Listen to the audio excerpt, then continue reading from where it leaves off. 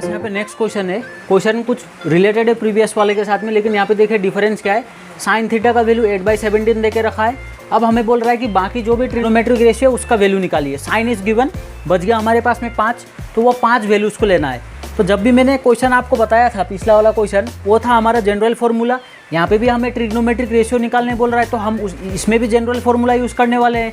तो जब हम जनरल फार्मूला यूज़ करते हैं ट्रिग्नोमेट्री में, हमें क्या चीज़ का ज़रूरत पड़ेगा? हाइपोटेनियस का ज़रूरत पड़ेगा, परपेंडिकुलर का और बेस का। तो ये जो है हमारा बिगिनिंग वाला में जो बेसिक ट्रिग्नोमेट्रिक फार्मूलाज यूज़ होगा, उसमें हमें ये तीनों चीज़ का यूज़ होने वाला है।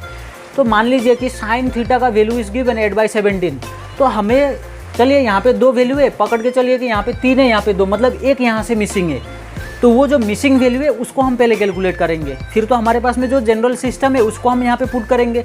देखिए हमारे पास में क्वेश्चन पे क्या दिया है, sine theta is equals to 8/17, ये गिवन वैल्यू है क्वेश्चन का।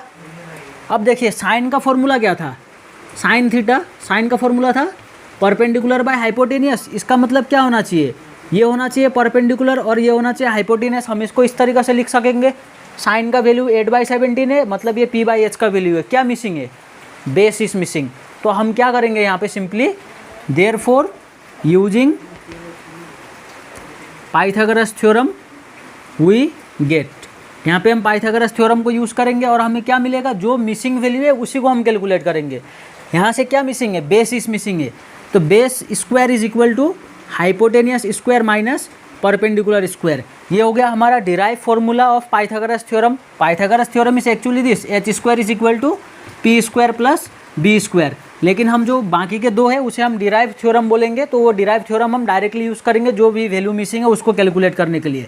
अब देखिए h का value hypotenuse 17 square minus perpendicular is 8 square, इसको कर दीजिए। 17 स्क्वायर 289, 8 का स्क्वायर बन गया 64, आप इसको माइनस कर दीजिए 225।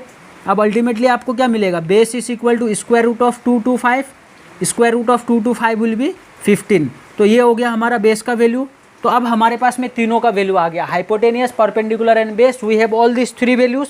तो अब हम क्या करेंगे, जो हमारा जनरल फार्मूला था वही चीज़ को हम फॉलो करेंगे। साइन का वैल्यू ऑलरेडी है, उसको कैलकुलेट करने का ज़रूरत नहीं है, साइन इज़ देयर। तो हम यहाँ से क्या से शुरू करेंगे, कोस थीटा से। अगर आपको फार्मूला याद नहीं है तो आप साइड में लिख लीजिए फार्मूला को और उसको आप जस्ट कॉपी करते जाइए। साइन के बाद हमने कोस लिखा, कोस का फार्मूला क्या है, बेस बाय हाइपोटेनियस। तो b/h हमने यहाँ पे लिखा, b का वैल्यू कितना मिला था 15, हाइपोटेनियस का वैल्यू क्वेश्चन पे से मिलेगा 17, साइन कोस हो गया 10, आप यहाँ पे लिख दीजिए 10 का फॉर्मूला, परपेंडिकुलर बाय बेस।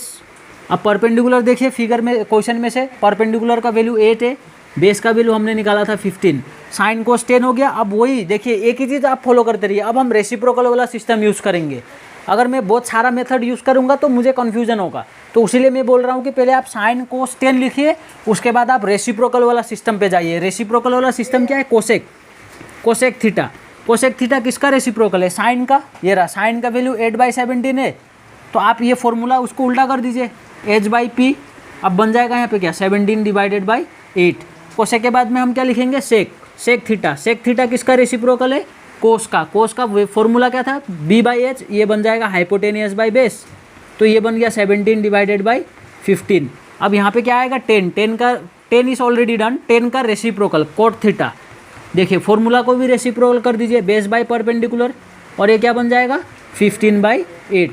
तो ये हो गया हमारा दूसरा टाइप का क्वेश्चन जिसको हम लोग ने सोल्व किया। एक वैल्यू दे के रखा था, पिछला वाला क्वेश्चन पे ट्राइंगल वाज गिवन, हम लोग ने वैल्यूज़ को कैलकुलेट किया। यहाँ पे ट्राइंगल नहीं देके, यहाँ पे हमें एक ट्रिग्नोमेट्रिक रेशियो दिया था, तो हमने बाकी का ट्रिग्नोमेट्रिक रेशियो को कैलकुलेट किया। अब सिमिलरली ऐसा ही करके क्वेश्चन आपको यहाँ पे बदल देगा।